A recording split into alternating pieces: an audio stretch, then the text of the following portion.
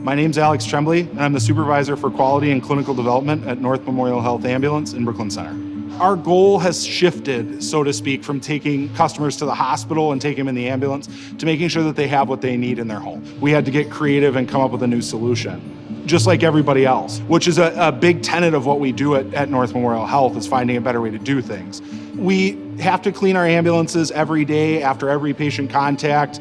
In normal, everyday circumstances, that wouldn't be a challenge. But in the presence of COVID-19 and with our 85 ambulances, we had to get creative. And we tried working with local chemical suppliers and local cleaning companies, and we were at the back of the list with everybody. So what we were able to do instead was work with distilleries in Minnesota and Wisconsin to source ethanol-based cleanser, and we used a backpack sprayer that you get at the hardware store to clean the ambulances. I think the perception was positive in that we're doing everything we can to keep you safe.